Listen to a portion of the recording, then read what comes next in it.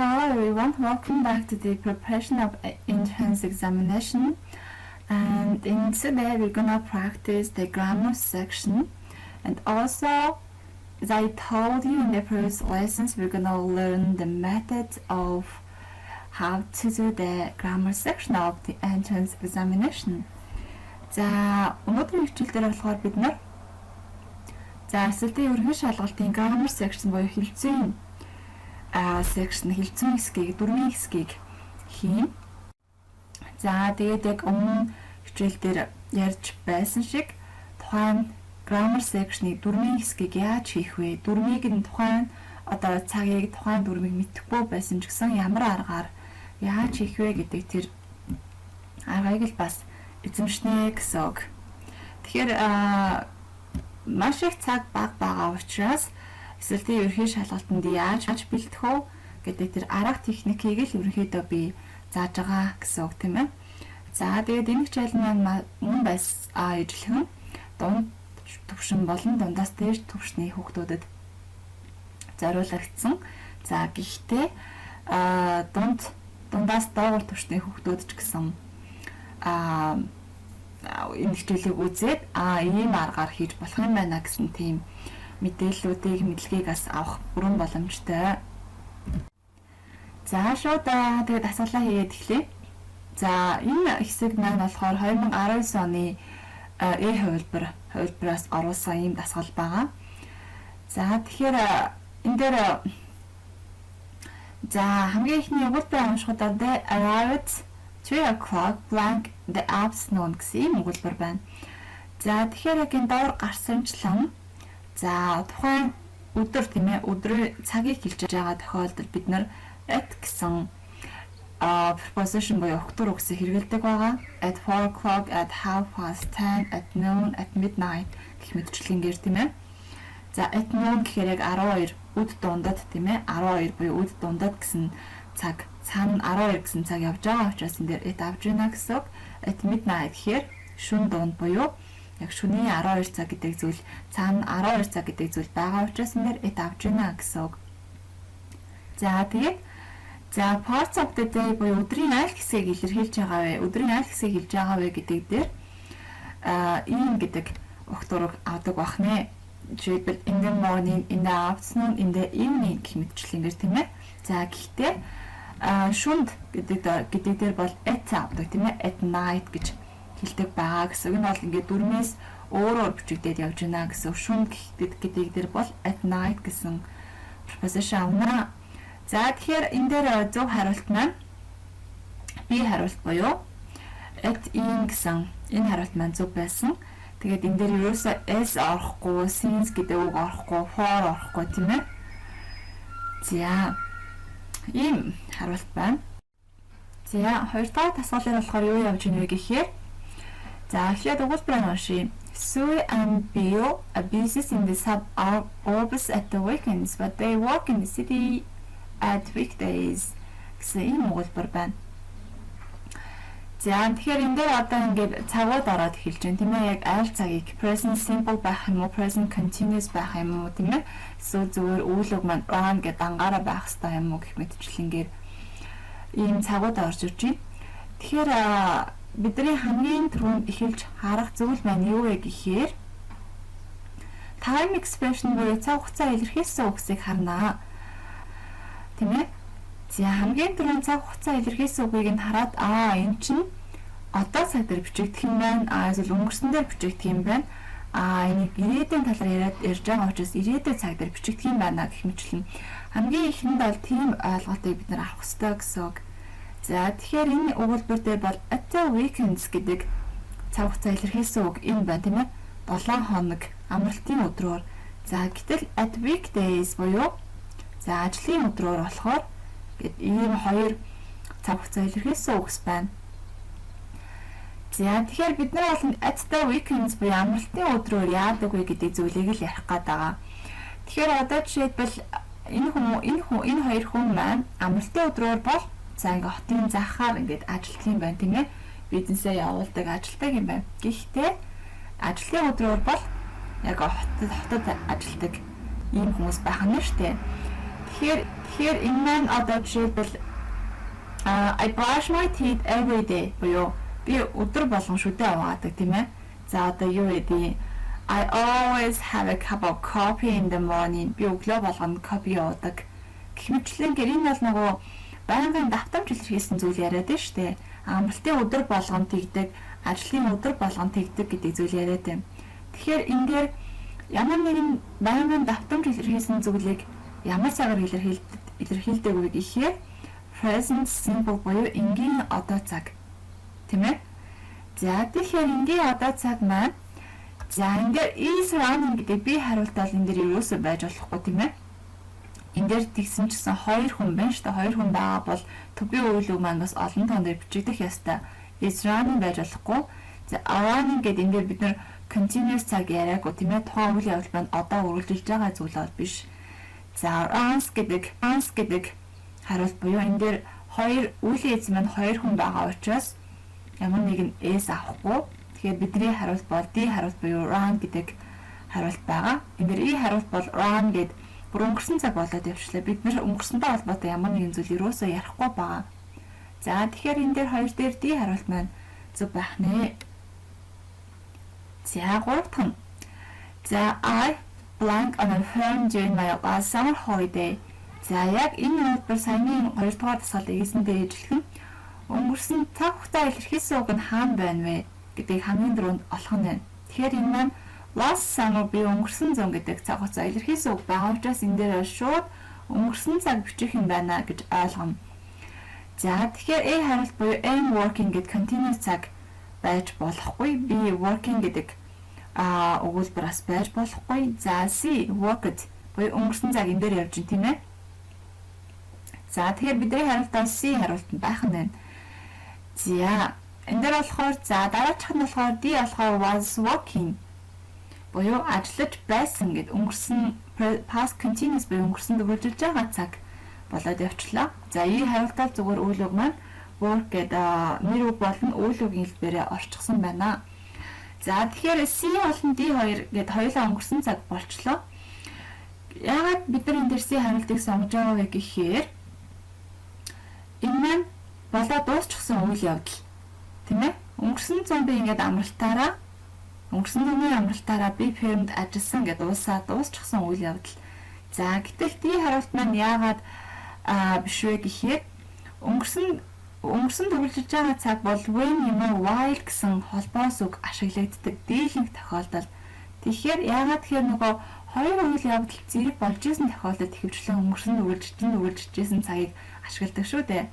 Тэгэхээр энэ дээр when болон while гэсэн холбоос үг байхгүй байгаа учраас D хариулт маань биш байх нэ гэж ойлгох нь байна. За дөрөвдөр мөн ижилхэн энэ өгүүлбэрийг уншаад time expression буюу цаг хугацаа илэрхийлсэн үг нь хаана байна вэ гэдгийг олно гэсэн үг. За тэгэхээр Anna blank a good job at the city center recently буюу за энэ дээр цаг хугацаа илэрхийлсэн үг нь recently буюу саяхан сүүлийн үед саяхан гэсэн recently гэдэг үг байна тийм үү? За тэгэхээр энэ дээр одоо ямар цаг бичих вэ гэхээр recently гэдэг үг ашиглагддаг ордог энэ цаг хугацаа илэрхийлсэн үг ордог цаг бол present perfect цаг байна тийм ээ. Одоо төгс цаг. Тэгэхээр одоо төгс цаг гэтээ одоо бас энэ дээр нэг ярьж байгаа зүйл нь би ингээд цаг хугацаа илэрхийлсэн үгийг олоод энэ өнгөрсөн энэ одоо ирээдүйд гээд олчж байгаа хэдий ч бас нөгөө дөрмүүдийнхээ бүтэц тийм ээ туслах үйл үг нь юу билээ гэдгээ өөртөө мэддэг байх шаардлагатай. Энэ дээр би ямар нэгэн тип хэлж өгөх боломжгүй. Зүгээр зөв цагийг олоход ч л би тусалж байна гэсэн үг. За тэгэхээр өнгөрсөн одоо төгс цаг маань present perfect буюу to be үйл үг маань have has байдаг тийм ээ. Тэгээд үйл үг нь 3 дахь хувирал дээр бичигдээд явдаг. Тэгэхээр энэ дээр бид нар бол A болон E гэсэн хоёр хариултыг шууд эндээс олж харах нь байна. Тэгэхээр Anna гэдэг маань одоо нэг хүнийг л ярьж байгаа учраас he she it имаа she гэдэг үг учраас энэ дээр she гэдэг үг маань нөгөө has авах хэрэгтэй тийм ээ. Тэгэхээр Anna has found a good job гэдэг E хариулт маань энэ дээр зөв байна гэсэн үг. Тэгэхээр нөгөө цаг хугацаа илэрхийлсэн үгийг олж хараад энэ бол энэ цаг дээр бичигдэнэ гэдгээ олж тодорхойлох нь хамгийн чухлаа гэдэг зүйлийг энэ дээр ярьж өнгөрлөө. За дараачих дээр нь болохоор за we find next Saturday would you like. За энэ өгүүлбэр байна. За энэ дээр яригдах зүйл маань юу вэ гэхээр за дараагийн хагасаа өдөр бид нар за өдөржлийг зохионо гэдэг зүйл ярьж байна тийм ээ. За тэгэхээр энэ дээр ямар ч ирээдүйн цаг бичигдэх юм байна гэж ойлгох нь байна тийм үү? Хамгийн ихний we гэдгийн хойноос бол ирээдүйн цаг орох хэрэгтэй юм байна. За тэгээд энэ маань ингээд аль хэдийн бас төлөвлөгдчихсэн үйл явдал байна тийм ээ. Үдшилэг дараагийн хагасаа бид нар үдшилэг зохионо чи ирэх үү гэж асууж байна. Тэгэхээр энэ маань аль хэдийн төлөвлөгдчихсэн үйл явдал. Тэгэхээр төлөвлөгдчихсэн үйл явдлыг ямар цагаар илэрхийлдэг билээ гэдгээ бодно тийм ээ. Тэгэхээр төлөвлөгдчихсэн үйл явдлыг бид нэр going to орж болно. Эсвэл үйл үг маань шууд ханаас ing хэлбэртэй бичигдэх боломжтой тийм ээ. За тэгэхээр энэ дэр ing-гээр бичигдсэн бид хариулт бол A, C, D, E гэсэн ийм дөрвөн хариулт байна. B хариулт бол ерөөсөө биш байх нь ингээд орхих нь. За гэтэл E хариулт дээр бол having to apply гэж хэлдэггүй тийм ээ. Тэгэхээр би E хариултаас биш байх нь байна. За бидэрт одоо A, C, D гэсэн гурван хариулт үлдлээ. За тэгэхээр одоо хойдлын үдийг like гэдгийг хаанаас ямар үг орох вэ гэдгээ харъя. За тэгэхээр нөгөө хоёр үйл үг маань like гэдэг дахиад com гэдэг хоёр үйл үг хамт орох гээд байна тийм үү. Тэгтэл нөгөө хоёр үйл үг хамт орж байгаа тохиолдолд яг дөрмийн хувьд ярих юм бол эхэнд орсон үйл үгийн хойноос to infinitive аваад дараагийн үйл үг анхны хэлбэр дээр бичигдэнэ гэсэн нэг ийм дүрэн байдаг. Тэгэхээр энэ дээр to-тэй ямар өгүүлбэр байгаа вэ гэхээр A хариулт буюу to come гэдэг энэ хариулт маань байх нь байна. Тэгэхээр we have a party next Saturday. Would you like to come гэсэн энэ A хариулт маань энэ дээр зөв хариулт болох нэ. Тэгэхээр хэрвээ хоёр үйл үгийг ингээд хамт оруулж байгаа тохиолдолд эхний үйл үгийн хойноос to аваад дараагийн хоёр дахь үйл үг маань бичигдэх ёстой гэсэн үг шүү. Ийм дүрм энэ дээр гардаа гэсэн үг. За 6 дээр actually I don't like food is blank is very spicy тийм ээ. За яг үнэндээ би ингээд тийм хоолнд дургүй. Тэр хоол маань ямар хоол вэ гэхээр маш их тийм халуун ногоотой. Тийм хоолнд бол дургүй байх нэ. За тэгэхээр энэ доотлын хэсгээр who, which, whose, that, where, when гэсэн эдгээр юм. Одоо linking verbs гэх юм уу. За одоо relative pronouns гэдэг ч юм уу. Эдгээр нэг тухайн үгийг тодтогч өгдөг ийм үгнүүд байна л да. За жишээлбэл бид нар дээр хариулт дээр байгаа A бол when буюу хизээ гэсэн үг тийм ээ. Тэгэхээр хизээ гэдэг маань энэ дээр тухайн ямар нэгэн өгүүлбэрийг холбож байгаа бол тухайн ямар нэгэн зүйлийг тодтогч байгаа бол цаг хугацаа илэрхийлсэн л байна тийм үү? Одоо жишээлбэл юу гэдэг when гэдэг одоо энэ өгүүлбэр маань хэрвээ on June гэсэн өгүүлбэр байсан ч юм уу эсвэл at 4 o'clock гэдэг өгүүлбэр байсан бол энэ дээр when гээд дараагийн өгүүлбэр маань бичигдээд явах нь шүү дээ. Гэтэл энэ дээр цаг хугацаа илэрхийлсэн үг байхгүй. За where бол хаана буюу байршил илэрхийлэн тийм ээ. Одоо жишээлбэл this is the place where I used to live гэх юм бол энэ бол миний амьдардаг байсан газар. Тэгэхээр энэ нөгөө нэг тухайн газрыг where гэдэг үгээр тодорхойлж өгж байна гэсэн үг байх нь шүү дээ. За дараагийн C хариулт маань за дараагийн C хариулт дээр болохоор whose буюу хиний гэсэн утгатай хиний гэсэн үг байна. За тэгэхээр whose гэдэг маань it's used to refer to possession буюу эзэмшлийг илэрхийлэхэд тийм ээ. Одоо хиний гэсэн үг шүү дээ. Одоо жишээлбэл whose is that dictionary тийм ээ. Dictionary буюу одоо тэр хиний тайлбарч өгөө гэдэг зүйл ярьж штэ тийм ээ. Тухайн зүйлийг хин эзэмшдэг вэ гэдэг зүйлийг ярьж байна. За which болохоор it's used to refer to animals and objects буюу энэ болохоор амьтан болон эсвэл ямар нэгэн эд зүйл, амьд зүйлийг бас илэрхийлдэг. Тэгэхээр илэрхийлдэг буюу тодорхойлж өгдөг байх нь тийм ээ. За тэгээд that болохоор it's used to refer to people and animals тийм ээ. Энэ болохоор that болохоор хүмүүс болно. За амьтан за зарим тохиолдолд бас одоо амьгүй зүйлийг бас тодорхойлж өгдөг юм байна. Тэгэхээр энэ дээр одоо food гэдэг энэ маань бол ерөнхийдөө амьгүй зүйл буюу object гэдэгтэй хамаарат юм. Тэгэхээр энэ хариулт дээр биднийх бол D хариулт буюу which is very spicy гэдэг хариултыг нь сонгох зөвөө гэсэн. Тэгэхээр which болон that хоёр дээр нэг бага зэргийн юм ялгаа байгаа. That бол ингээ хүн дээр бол хэрэглэгдэж болдгийм байна тийм үү? За гэтэл which-ийг бол хүн дээр юусаа ашиглахгүй хүн дээр бол хөө юм уу эсвэл датыг ашиглана гэсэн үг байна шүү дээ. За долоо дээр болохоор Blanky speaks Spanish when you were a child гэсэн ийм хэлбэр байна. За тэгэхээр хүүхэд байхдаа Испаниар ярьж чаддаг байсан уу гэсэн ийм хэлбэр гарах хэрэгтэй юм байна. За тэгэхээр биднэрт байгаа хариулт бол can, could, might, should, must гэсэн эдгээр хариултууд байна. Тэгэхээр энэ маань бас яг ижилхэн when you were a child буюу хүүхэд байхдаа гэдэг өнгөрсөн цаг ороод эхэлчихсэн учраас энэ дээр бол бид нэр шууд өнгөрсөн цагийн ямар баймж modal verb байх вэ гэдгийг сонгоно шүү дээ. Тэгэхээр ямар нэгэн чадрыг илэрхийлж байгаа бол угаасаа can ашиглагдана тийм ээ. За тэгээд can-ийн өнгөрсөн цаг бол could гэд шууд энэ дээр бол би хариулт гэдгийг сонгоно гэсэн үг. За number болохоор mother wants him to the countryside during the summer тийм ээ. За ингээд зуны үеэр бол ээж ингээд хүүхдээ өдөө явуулахыг хүсдэг гэсэн ийм өгүүлбэр гарах нь байна. Тэгэхээр энэ бол бидний нөгөө нэг өмнөх presentation дээр хийсэн дасгал буюу энэ дээр одоо want болон go гэдэг хоёр өгүүлбэг хамт орох гээд байна тийм ээ. Тэгэхээр хоёр өгүүлбэг хамт орж байгаа тохиолдолд тухайн эхний өгүүлбэгийн хаанаас бол to infinitive авах ёстой. За тэгэхээр энэ дээр to infinitive-тэй ганцхан үг байна. Тэр маань C хариулт буюу Mother wants him to go to the countryside during the summer гэдэг энэ хариулт маань зөв байх нэ гэсэн үг. За эстер болохоор юу орж байгаа гэхээр энэ дээр passive voice буюу идэхгүй хэв. За монгол хэлнээр бол устдаар үйлдвэрлэх хэв гэж яригддаг байх. За ийм зүйл орж байгаа. Жишээлбэл энэ өгүүлбэр маань Mayday blank in Great Britain was singing and dancing around the maypole every year гэсэн ийм өгүүлбэр байна тийм ээ. За тэгэхээр энэ дээр бид нэр хамгийн түрүүнд бас эхлээд олж харах зүйл нь нөгөө time expression буюу цаг хугацаа илэрхийлсэн үг. Тэгэхээр энэ дээр цаг хугацаа илэрхийлсэн үг маань юу байна вэ гэхээр every year буюу жил болгоно гэдэг энэ өгүүлбэр байна тийм ээ.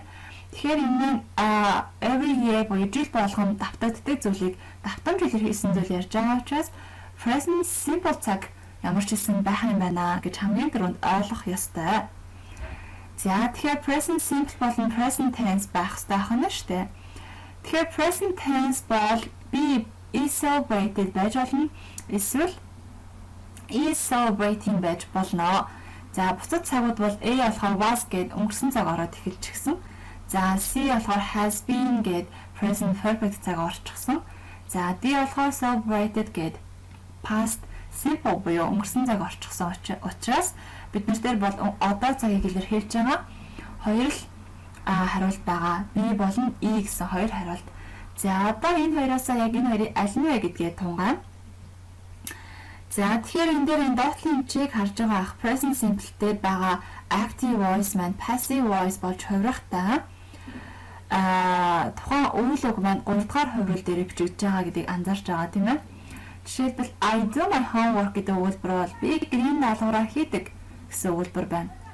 За гэтэл энэ passive voice буюу идэхгүй хэрүүгээ хувирахтаа my homework is done тийм ээ. Миний гэрийн тэгэхээр энэ өгүүлбэрийг орчуулахад миний гэрийн даалгавар хийгддэг гэсэн ийм өгүүлбэр байна. Тэгэхээр энэ дээр хэдийгээр нөгөө present буюу одоо энгийн одоо цаг байгаа ч гэсэн тухайн нөгөө өгүүлбэг маань өгүүлбэгийн 3 дугаар хувирал дээр бичигдээд явж байна гэсэн үг. Тэгэхээр бүгдээрээ passive voice дээр өгүүлбэрүүд бол дандаа өгүүлбэгийн 3 дугаар хувирал дээр бичигдээд явдаг. Тэгэхээр энэ дээр бидний хариулт бол is celebrated буюу B хариулт маань зөв байх нэ гэсэн үг. E хариулт бол is celebrating гэж зүгээр present continuous одоо цаг мөртлөө present continuous буюу одоо үргэлжилж байгаа цаг болчихсон. Гэтэл энэ хууль явалт маань яг одоо үргэлжлэж байгаа бол ерөөсөө биш, зүгээр жил болгон л нэг өдөр нэгээ давтагддаг, нэг өдөр нь тохиолдог. Ийм баярыг ярьж байгаа учраас тийм нь бас дөрмийн хувьд ботсон ч гэсэн тухайн in celebrate гэдэг үйл үг маань үйл үгийн 3 дахь хуврал дээр бичигдэнэ гэдэг энэ дээр May Day is celebrated гэж би хариулт маань зөв байна гэсэн. Тэгэхээр энэ passive voice-ийнхаа ер нь бол ойлгох гэд маш амархан.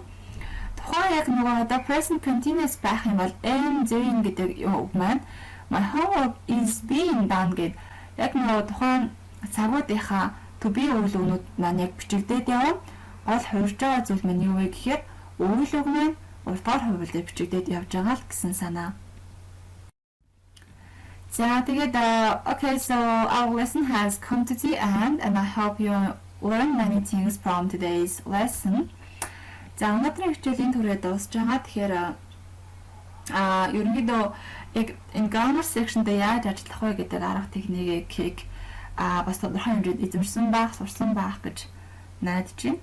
За тэгээд энд гарч байгаа линкэн дээр дараад Яшинхээ эсвэтийн ерөнхий шалгалтын материалуудыг татаж авах боломжтой.